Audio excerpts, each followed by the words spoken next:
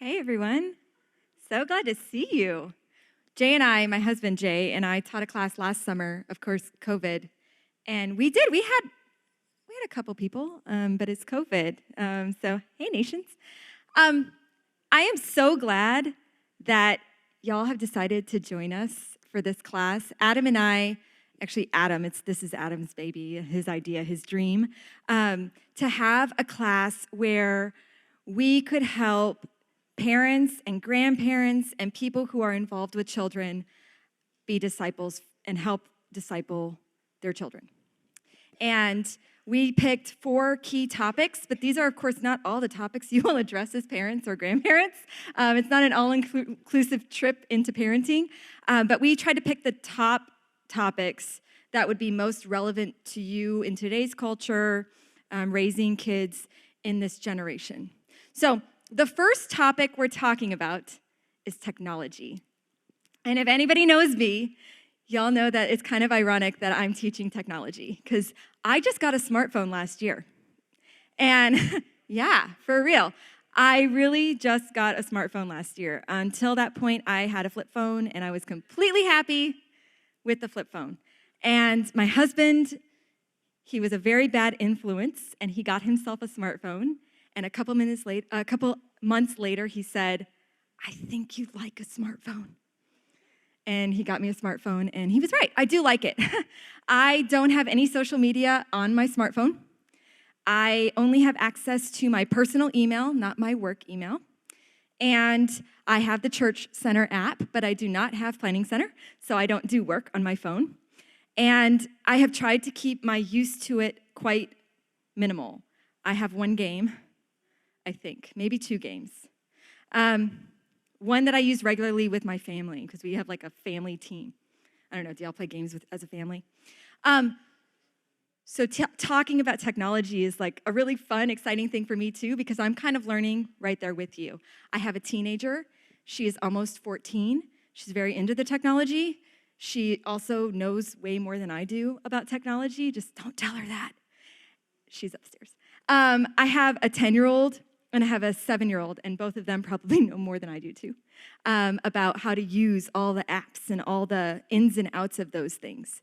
But the good news is that you don't really need to know all the ins and outs about technology to understand this class.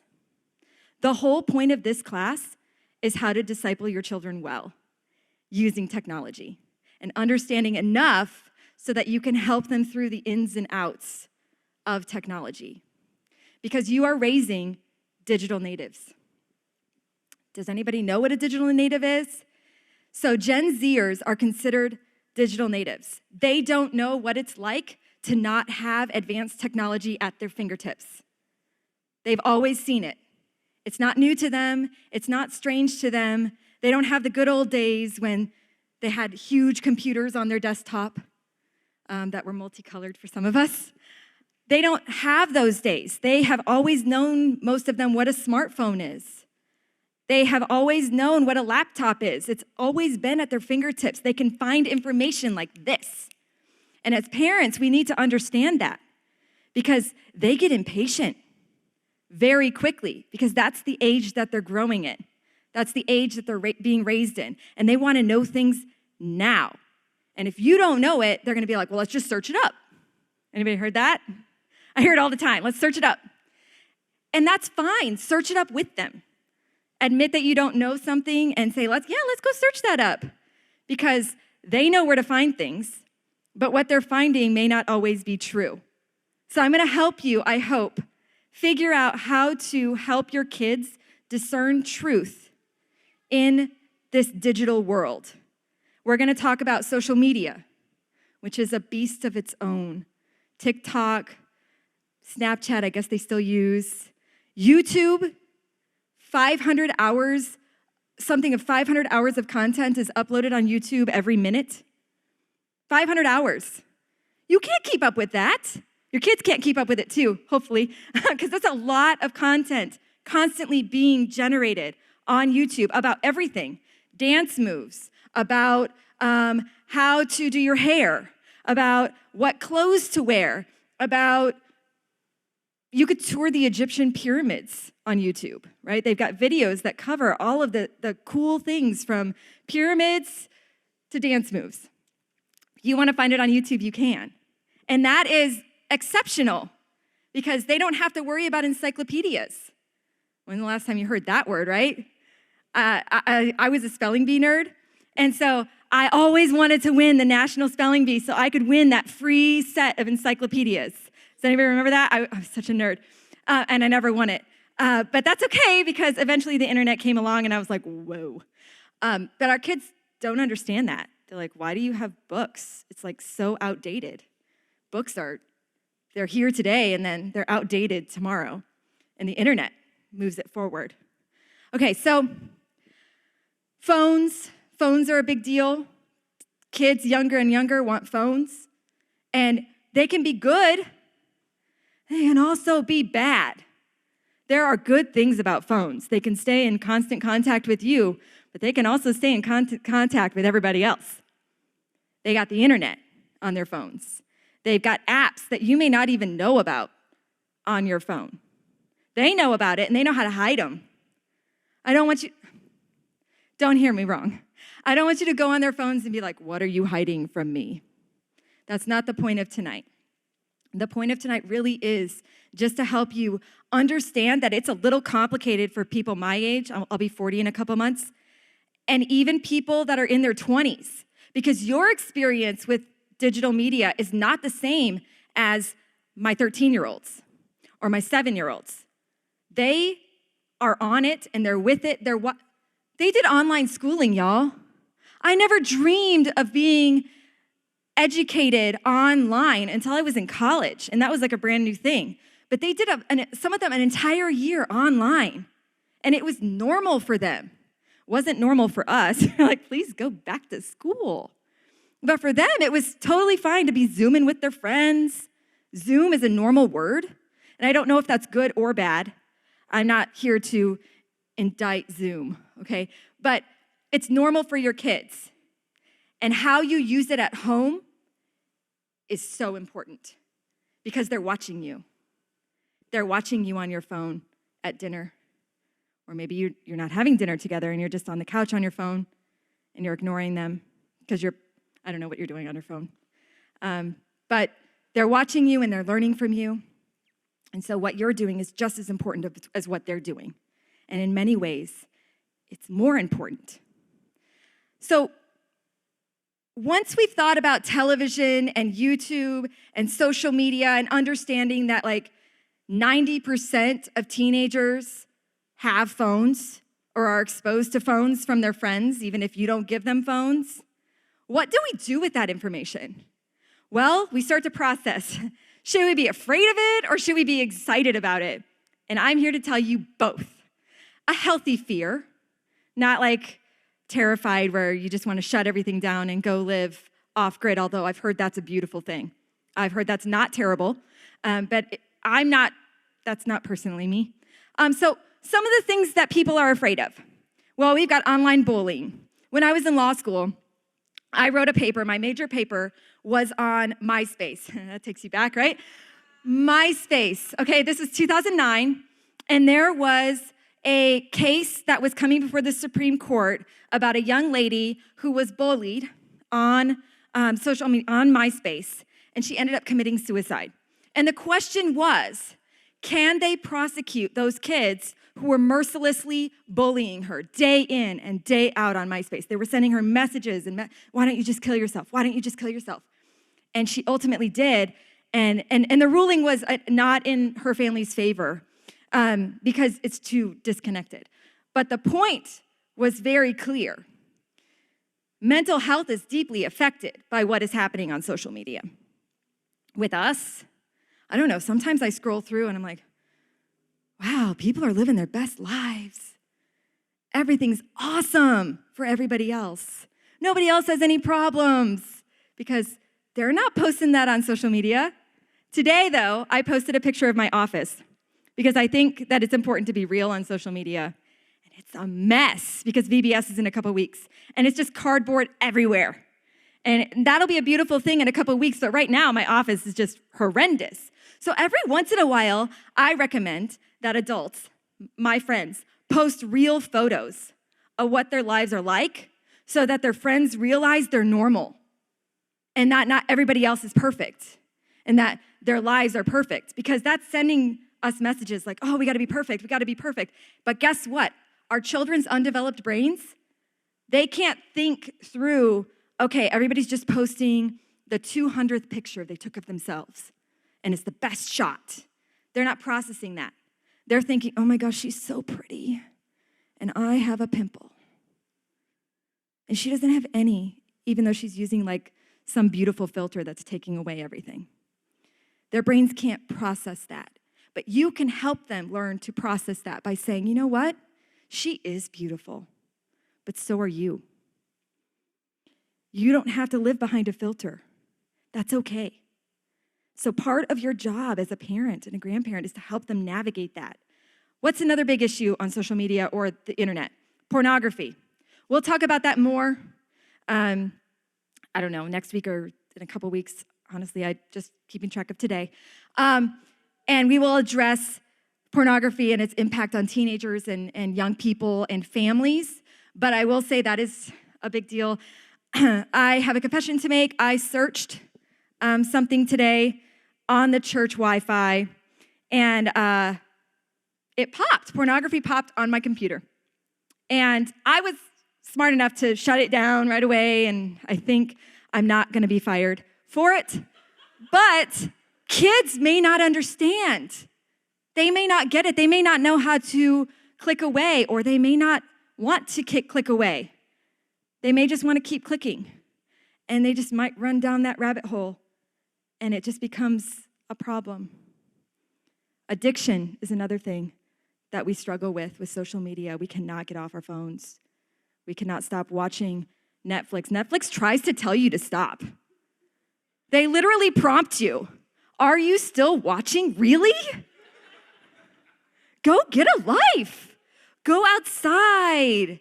Enjoy the 100-degree heat, right? They're literally telling you to stop, and you're like, nope, I'm still watching, even though I've seen this show 6 times. Yeah, I mean, they're trying. They're trying to get you to stop, and you're not listening. Start listening to Netflix. When they prompt you that, say, yep, I'm done. Off. YouTube, they try to keep you going too. They don't try to stop you. YouTube is just going to keep you going through its hours and hours and hours of content. They will just keep rolling, right? An ad, you can click through that too. Inappropriate relationships. Everybody's got that fear, or at least I do as a mom of girls, but moms of boys have dads of boys. Everybody has this fear of, oh my gosh, who are they going to meet online? And are they going to meet in person? And how will they navigate that? Because again, the teenage brain, not fully developed. Scams. We fell prey to one of these. I say we. I'm going to throw Jay under the bus on this one. He fell prey to one of these even just last year. I think he was buying a weight set, and he thought that, yeah, we have a weight deal in our garage, and he's very strong. And he was like, oh, it's a really great deal on this weight set. The weights never came. It was such a good deal. It was a scam. He lost the money, and it's fine, but it was a good teaching point. Hey, girls, mom and dad can fall for this too. We totally fell for this scam. He did. He sat down, and he talked about it. He was like, so I bought this weight set that never came, and it was a scam. And that's okay. Admit it when those things happen to you so that your kids understand, like, oh, that's real? You really can get faked out on the internet? Wasted time. Sleep deprivation. Kids are on their phones hours and hours a night. Mental health, I've already kind of mentioned that. It's ridiculous, the numbers. I think it's like the more time you're on per hour, it increases 27% chance that you're going to be depressed. Okay, so it's not a good thing overall, but it can still be good. So what are the good things about technology? All right, so you could literally travel anywhere on the internet. And with COVID, here's a good thing about the pandemic, if we could find some good in the pandemic. They started doing online tours of really cool places. Art museums in France, Washington, D.C. has some online tours. So you don't need to spend thousands of dollars to go visit these places. You could visit online. I realize it's not real, okay? That you're not getting the genuine experience. But if you can't afford those things, you can go see the world on the internet. Let's see. It's educational. Our kids have lots of educational games. That's completely great, and I encourage that.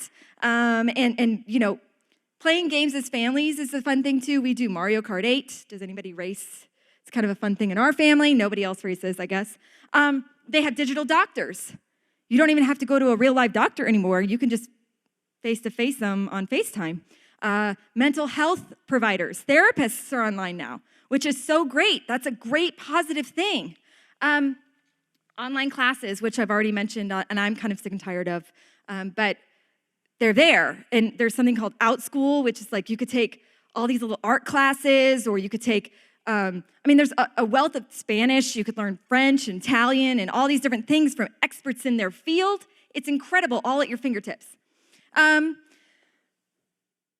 That's all great and bad.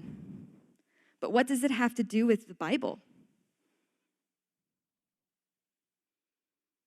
Why are we even talking about technology at church? Because we're Christ followers, and it has to do with everything in our life. Our faith should be the main thing in our lives, and it should encompass all the things in our lives, including technology. Our moral compass as Christians is dictated by Scripture. What we do online should be dictated by Scripture.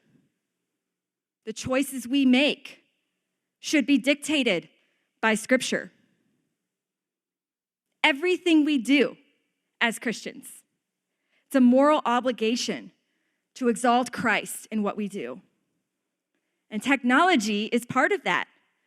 The good and the bad, it's all lumped together. As Christians, we have to be able to discern, as a Christ follower, should I be doing this? It's a little uncomfortable as adults. Now imagine being a teenager and going, is this even appropriate? I don't know. No one's ever talked to me about this before. Or my friends are doing it. It must be okay. They're Christians. They go to church. Just as a side note, there's lots of kids that go to church that are doing very inappropriate things on the internet, and you know how I know that? There's lots of adults that go to church that are doing very inappropriate things on the internet. Lots of adults are misusing their phones. Lots of adults are misusing their laptops. They're on inappropriate apps. They're watching inappropriate videos. How can we expect a kid to navigate it all if we aren't even navigating it all? So there is a scripture that keeps coming up at Journey. It's Deuteronomy 6. And so I'm going to read it if I can open my Bible to the correct spot. And then we'll talk about why. But it's Deuteronomy 6, 4-9. Hold on. It's going to be an awkward, Lindsay's picking up her Bible moment. Hear, O Israel, the Lord is our God, the Lord is one. You shall love the Lord your God with all your heart and with all your soul and with all your might. These words which I am commanding you today shall be on your heart. You shall teach them diligently to your sons and shall talk of them when you sit in your house and when you walk by the way and when you lie down and when you rise up. You shall bind them as a sign on your hand, and they shall be as frontals on your forehead. You shall write them on the doorposts of your house and on your gates.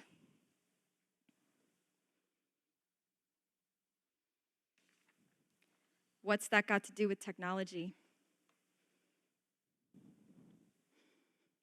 Well, it gives us a good framework of how we should be behaving as Christ followers and as influencers of children. We've got to check ourselves before we start checking our children. I read a study. My husband is going to be thrilled because he's a psychologist. And often what I do is I'll just read like the article about the study rather than actually clicking on the study and reading the actual study. But this one was interesting and it was relevant to what I was prepping for. So it was a study they evaluated 36 different families. And it was teenagers and parents. And they asked them about their technology use in their families. And they talked about all the things we just talked about. But one of the things that I thought was very interesting is many of them had this rule that we don't use our phones at the dinner table. We have that rule when we sit at the dinner table. But the kids had this recurring statement that stuck with me. Unless it's a call from work. So their parents were off their phones unless work called. And then I was, I got to take this. And they left family time to go back to work. Okay, so unless you're an accountant the day before tax day, that's probably not necessary. You could be on call, and that's acceptable too. But most of us, we can sit down for 15 minutes at dinner time without our phones. Work can wait for most of us. But we're not waiting. And those kids found it acceptable. They're like, yeah, it's okay because it's work. No, what are we teaching our children? They're more important than work. I'm guilty of this too, okay? I find myself doing church stuff at home, not on my phone, but in other ways. We have to check ourselves before we check our kids because they're watching us and they're learning their behaviors from us. So what can we do? First, take things slowly. Every kid is different. We've got ages and stages. Just because you're 13 doesn't mean you're ready to get a smartphone. Bill Gates, Steve Jobs, they were technology gurus. Bill Gates still is. And they didn't give their kids that technology. They waited. Silicon Valley experts waited to give their kids technology. And we're handing kids phones at 7. Yeah, sure, entertain yourself. Into oblivion. Yeah, so go slowly with that technology. Don't just give them an iPod to entertain them. I know iPod totally outdated. Don't give them a phone to entertain them. They don't have to watch a DVD or TV show from the moment you leave their home to the drop-off line at school. They can make it 5 minutes. We have a rule in our family, unless it's a 2-hour trip, we don't use tablets or movies. You can read or watch the street or talk. Shocking. Have a conversation. So go slow when you're introducing technology. And it is ages and stages. What's ready for one 13-year-old may not be appropriate for the other 13-year-old. You know your kids, your grandkids, and the kids in your lives. You know what they can handle and what they can't handle. So take it in stages and give it to them in doses. Next, I think parents kind of know this. They need to get educated. Y'all are here or online. Get educated about what's out there. Know your stuff. You don't have to be an expert, though, because you're not probably going to be an expert. You can't keep up with it to be an expert, unless it's going to be your job, which, if it is, great, come teach me. But get educated enough to know not just the apps that your kids are accessing, but what the parents of your friends, of your kids' friends, let them access. And don't be afraid to talk to the parents of your kids' friends. Okay, so we were talking about this, I was talking about this with Jay as we wrap up. We were talking about this idea of we used to get to know our kids' parents before we would let them go over to their house, right? Like we would at least have a conversation, like, I don't know. I don't know what we used to ask them. We still do. I mean, I say like past tense. You should still be doing this. You should still know your kids' parents or guardians or whatever. But we let them go nilly-willy on the internet. Like, oh yeah, go have fun. Have fun in the giant World Wide Web. I haven't interviewed any of the people on there, but hope they're good for you. That's terrible advice. You got to know your stuff enough to say, oh, wait, we got to know, like, you cannot access this website. Or you can't trust this website. And it's not just Wikipedia. You can in some ways trust Wikipedia. It depends on the page. But there are definite sites that are not trustworthy. And you can help your kids have those conversations together and say, can I trust this site? And have them come to you if they have questions. Be accessible to your kids. What an idea. Tell them they can ask questions. That's totally fine. Model what they should be doing. Come up with some guidelines as a family and then stick to them. Maybe it's, okay, we don't have the phone at the dinner table. Okay, if it's too hard for you, turn off the notifications. If that doesn't work, put the phone in the other room during dinner. I'm only asking for like 30 minutes. It's not like I'm telling you to put it away for the rest of the night. But you could totally do that.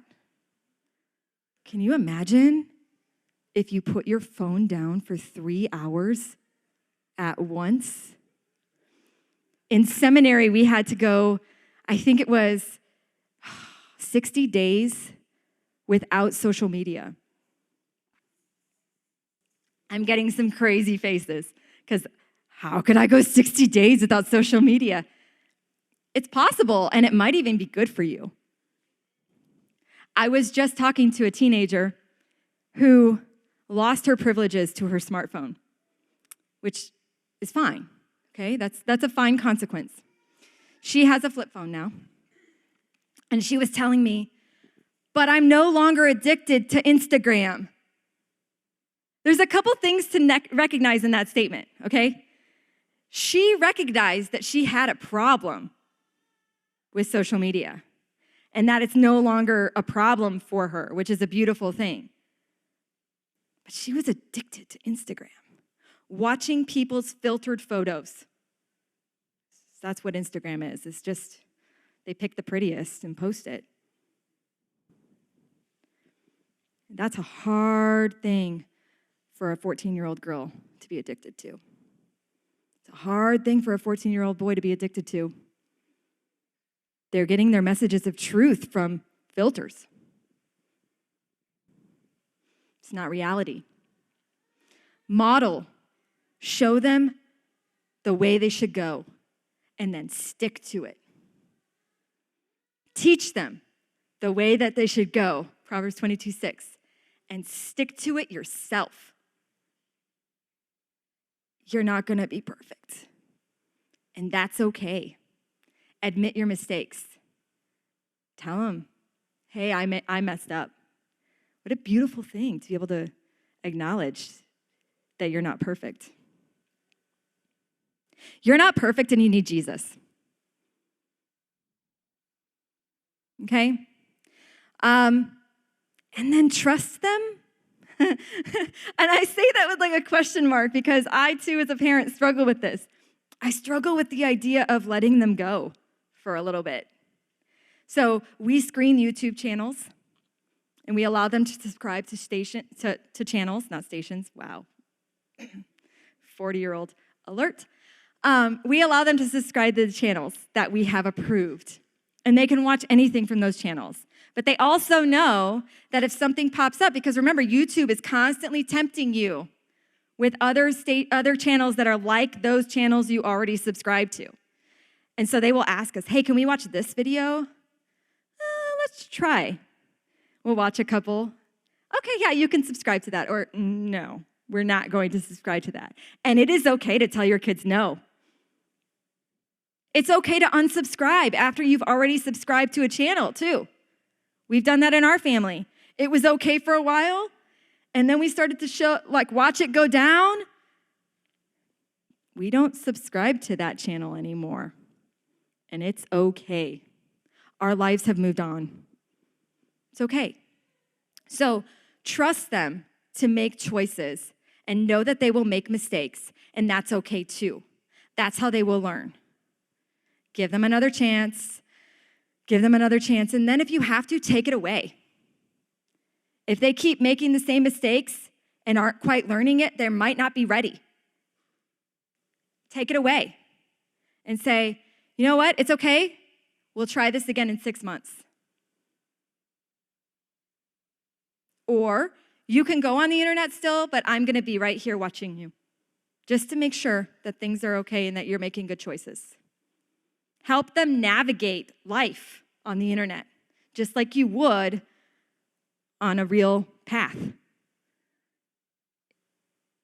Digitally, navigating is a little different than walking a real path, but it still needs attention as parents.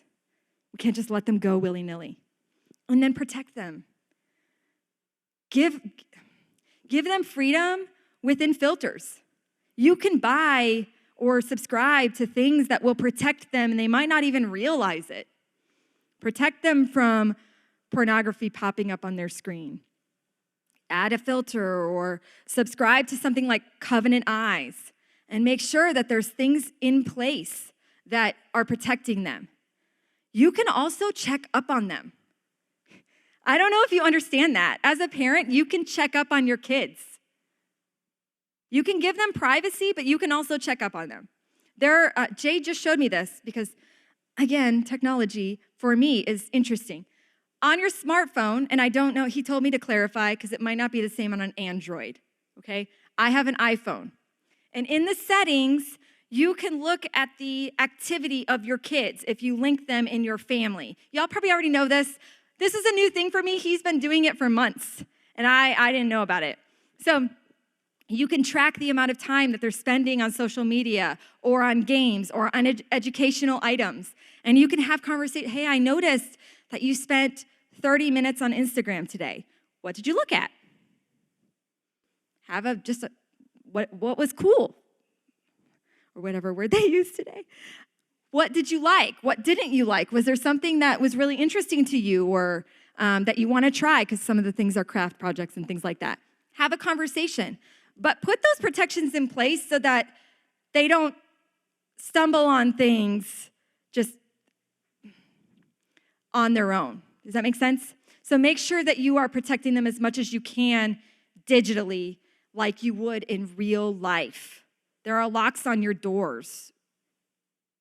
Put a lock, digital, metaphorical lock on your computer. Protect your kids and your grandkids and any other kids in your life. And finally, pray. You will not know all the answers. And that's okay, because there's somebody that does. And he's a very big God. And he's here for you to help you navigate these things. So pray and ask him for guidance. Pray and ask him to protect your kids in those ways that you are unable to.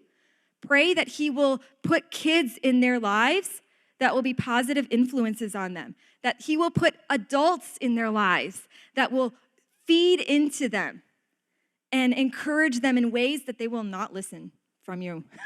There are ways that they will not listen to me, that they will listen to friends of ours. And that's amazing. That's community. That's one of the reasons we have communities here at Journey, is so that we can be around people who can encourage us, but can also encourage the kids in our lives. And it's such a beautiful thing to watch when that happens.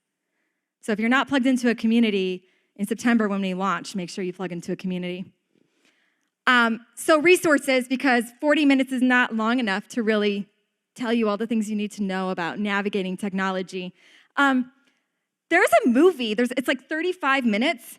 I watched it to prep for this. It's called God's Technology. It's free on Vimeo, which you could just Google God's Technology film and it'll pop. And you can speed it up if you don't want to sit there for 35 minutes because that's such a long time. And he gives some really practical advice about how to navigate this and how to see that technology isn't all bad. We have Bible apps. We have other things that we use that are really great. Technology is not all bad, and helping yourself and your kids discern what's good and what's bad. Covenant Eyes, I've already mentioned it. That is a good filter to put on your computer. I think you can get it on your phones too. And then one of the apologists that I follow, he recommends the Teen's Guide to Social Media and Mobile Devices. He actually requires his own children to read this before he will provide them with a smartphone on their own so that they can have a conversation about social media and technology before they get it in their hands. I think that's a really great idea, especially as your kids are going to events by themselves and taking their technology with them. And if they're not, they're still getting it. They're still getting the technology. They might just not be getting it from the phone that you gave them. So make sure that they know how to navigate those things. And then the TechWise family. That is a great resource for people. It's by Andy Crouch to help you understand technology and how it fits into your family. What's great for your family may not be great for another family, and that's okay.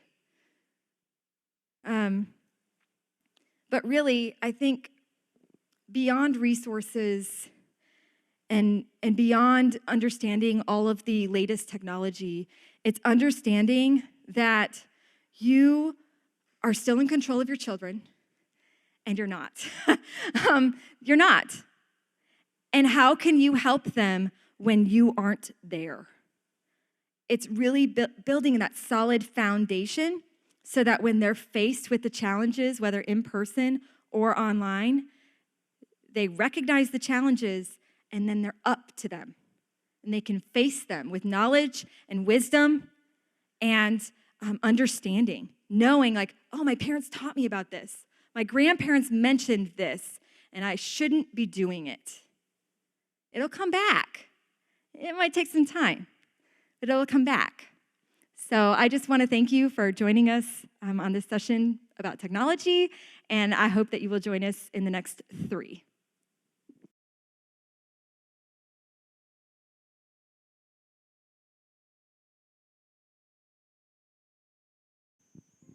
How much time do we spend with technology? Too much.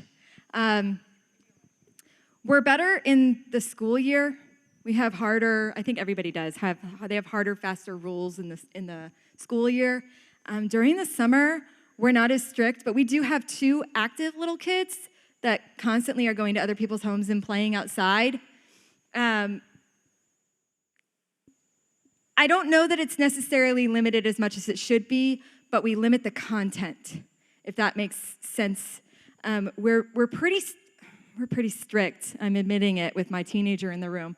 We are pretty strict in our home about what they are allowed to watch. And I watch a lot of British baking ad nauseum for my children. But they're allowed to watch those kind of shows.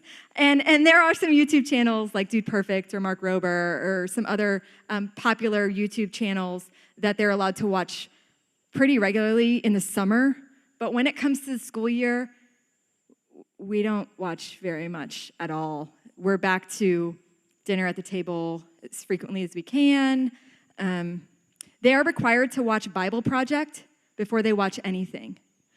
So the Bible Project is it's on YouTube, and they break down scripture basically, and it's animated. It's great. And so they are required to watch that. They can watch Lutheran satire. My 7-year-old loves Lutheran satire, which is really hilarious to me. If you don't know what Lutheran satire is, you should watch it because it's really funny. As somebody who loves world religion, they're constantly talking about world religion. And so she knows how to have a conversation with a Jehovah's Witness who comes to our door because of Lutheran satire, which is just beautiful. So if you're monitoring how they watch and what they watch, the time, depending on the development of their brain, isn't necessarily something that I'm concerned about in the summer. In the school year, I am. And 2 and under, my kids didn't really watch anything. We were those parents. We were very strict on that. We were very strict on what was in our house when they were 2 and under, because their brains, I'm married to a psychologist. He's a neuroscientist. development of the brain is what he does. And so he's like, yep, nothing. So we're very strict before 2. But after that, we've kind of let things come in a little bit more. How strict are you in your home, Adam? Well, we don't have kids, but I can already foresee myself being the strict dad. And I will say, if your kids agree with you on your rules and technology, I would say you're probably not strict enough. Yeah. There's a healthy amount of angst that your kids should have with y'all's rules on technology. As far as our Dink house rules, double income no kids house rules, a good rule that I would encourage y'all to follow is our phones go to bed before we do, and we wake up before our phones do. And connected to that is phones aren't allowed, or screens aren't allowed in our bedroom. So we don't have a TV in our bedroom, which I would highly recommend. We don't either. Get the TV out of your room. There are better things to do in your bedroom than have a TV. Yes, I would say so. And, sorry, 21-year-old Adam is so different, so the amount of self-control. But yeah, so we don't have a TV in our bedroom, and we don't bring phones into our bedroom, and that's been really helpful. And just like in the middle of COVID, I started putting my phone up at 8:30 o'clock at night, and I don't touch it until I get into the office. And on weekends, I don't touch it until 10 a.m. And so that provides opportunity before I go to bed to either spend time with Becca, and we get to talk and hang out. We get to, which is crazy because the first time we tried this, we like stared at each other, and we're just like, what is there to talk about? But ever since then, it's been great. And in the mornings are so sweet that I don't touch my phone until like 9 o'clock when I come here, or 10 on the weekends, and I get to spend time in prayer. I get to read. I just get to like sit still and meditate and be silent, and I'm enjoying it before kids come, but I'm enjoying it right now. So that's what I would recommend for you is phones need to go to bed before everyone goes to bed, and you need to wake up before phones do. And I would highly encourage you, your kids should not have screens in a bedroom. I've loved that as an adult, not having a screen in a bedroom. It doesn't help you sleep. I mean, if you're just thinking practically, you get better sleep when there's not a screen in your room. So if your kids fight you on that, be like, but you need sleep. And that, I mean, I think that's a good rule. The other thing that we do is public spaces.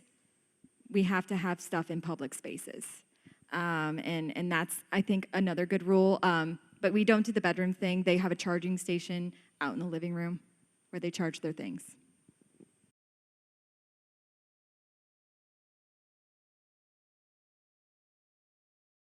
Question is, how do we become stricter if we've already kind of let them do what they want? Yeah, it's a great question. Yank the phone. Okay, I know that is like, okay, when you became a Christian, and I was 5, but my husband was not. He was 21 when he became a Christian. And you can read about Paul's transformation in Scripture. There was like a big transformation when he realized right from wrong, when he realized that Jesus was the Christ. Like he changed his life. And so it's scriptural. You can change your life. It's okay to change your life and say, you know what?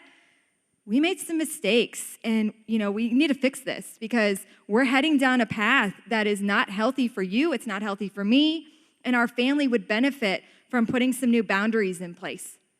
Part of being a parent is making those hard choices and saying, we messed up, and we're going to move forward in a better way. And if that means yanking the phone starting at 9 o'clock or 8 o'clock or whatever it is, do it. But do it as a family. Make this not just the kids. It's got to be like modeled by you and done in your family so that they can see it and know, well, you're just controlling me, or you're just punishing me for your mistakes, or you just don't want me to make the mistakes that you made, so you're putting all these pressures on me. Show them by doing it yourself, and then they'll see, oh, they mean business, and it's okay. It's okay to change, because they're going to make mistakes in the future that they're going to have to change their path. They're going to realize very quickly that the path they're on is not appropriate. And if they haven't seen that happen in their lives or your lives, then maybe they won't be as secure to make those changes themselves. What do you think, Adam? I would think the best thing for you to do, your kids are smart. Especially if you have teenagers, the older they are, I think the best thing you could do is gather around the table and you put the ball in their hands. And you say, hey, so let's make a family rule. Like, hey, Bob, how much time do you think that we should spend on X? Like, what would you set the limit to? And then they'll tell you, I think the limit should be this. And you as a parent, of course, you always have authority. 32 hours is what they'll say.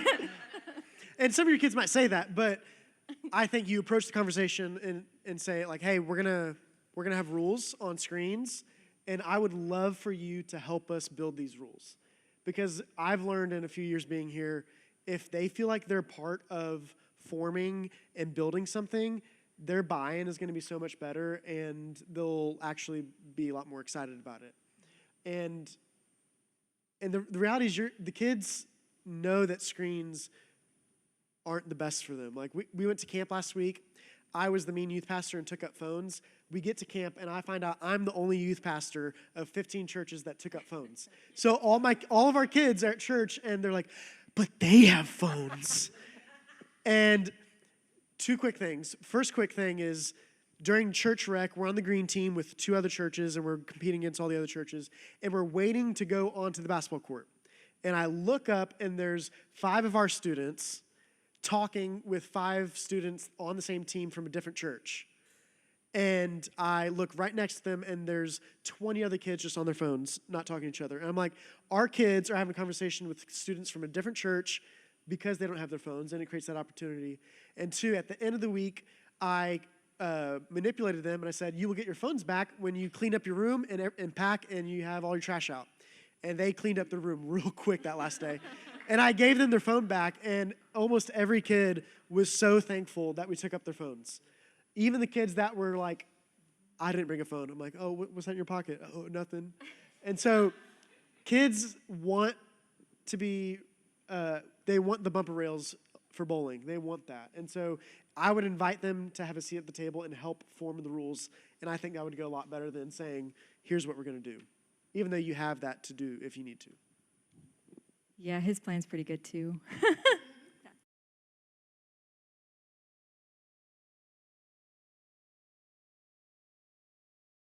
What to do if there's not a united front on husband and wife.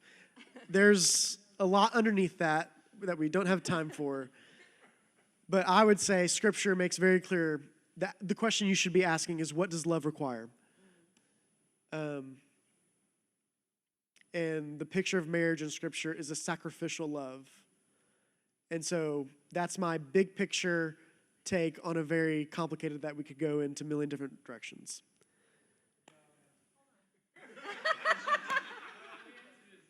But the hope is that both spouses, in a perfect world, both spouses understand I need to support my partner, and we're here to support.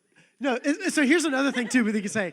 If you have a question for not your kid, but your kid's friend, that's also appropriate too.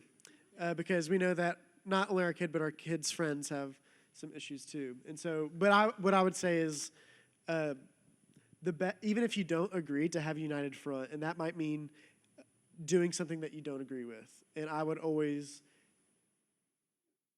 present a united front over the kid, because marriage comes before kids. And that's big picture.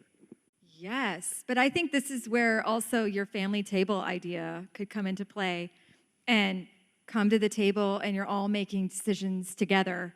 Husband, wife, dad, mom, and the kids together are coming up with a plan that works for your family. And then as a united front, all of you follow the rules and amend them as necessary or as possible in your family, so that you realize like things maybe we'll discover that we can't do this anymore, or we're doing this too much. Great, let's come back and talk about it. But having that communication, I think, is really important, recognizing like, okay, this is fluid. And sometimes the needs of our family are going to be greater, and sometimes it's going to be a little bit more lax. And how can we navigate those times together?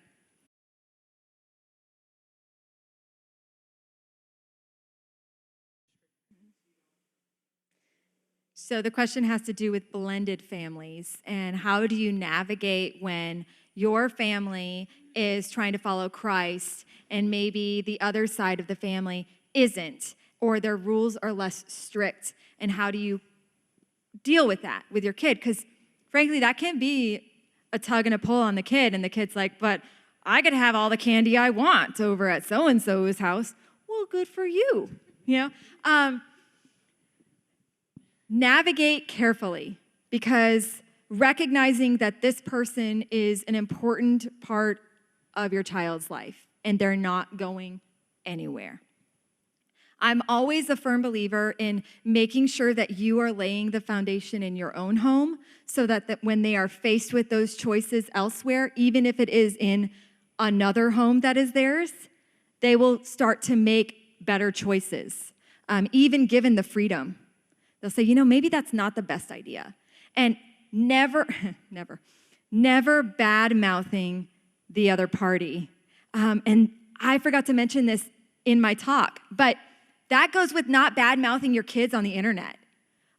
Protecting them, part of protecting them is not embarrassing them on social media. Don't save that post that you're like, I'm gonna show this at their high school graduation.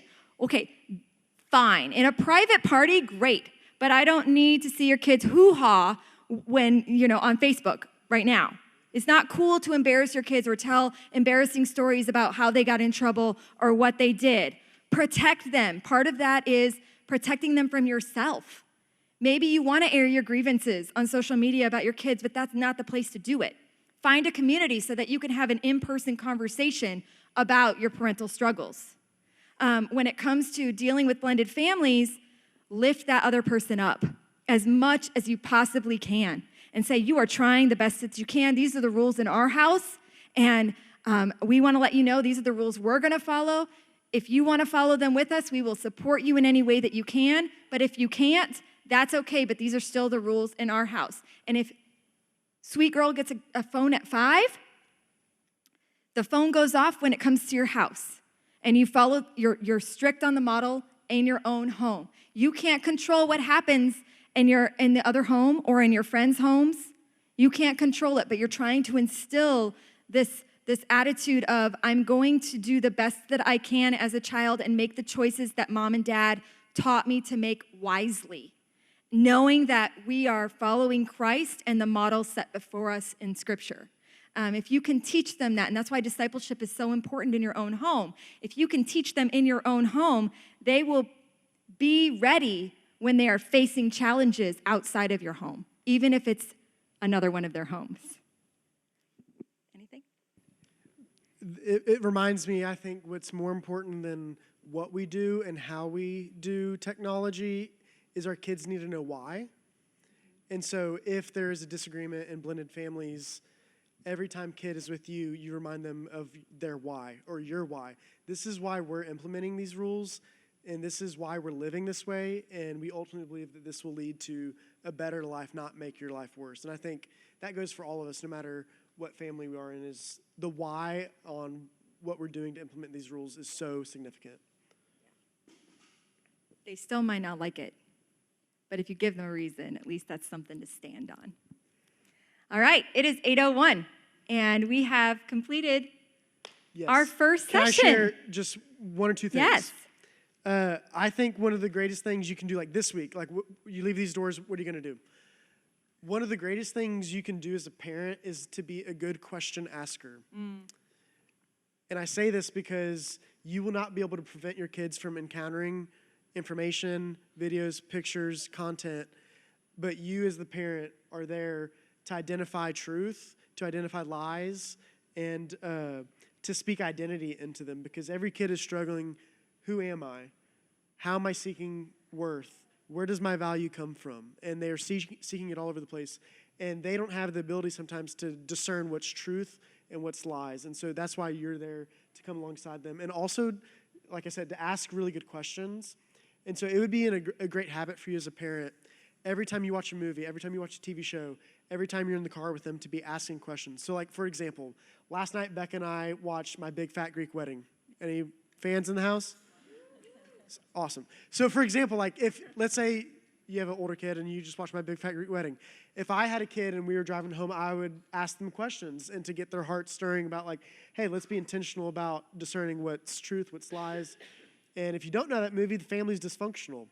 And they're putting pressure on the daughter to marry, make Greek babies, and that's it. And so a great question on the way home could be, hey, Bob, she grew up in a family where she felt a lot of pressure, and there were some expectations that were placed on her. Do you feel like there's any pressure that we place on you? Do you feel like mom and dad have any expectations that maybe aren't fair? And you give them an opportunity to answer and ask questions. And you then follow up like, hey, so what did you think about their marriage? Do you think that was healthy? Do you think that was unhealthy? Like, is that a love that you would want? And is that the relationship you would want to have? And you make a movie about something so much more. And you could do this over and over again. And it's something that the greatest skill in your arsenal could be asking good questions. Every time I get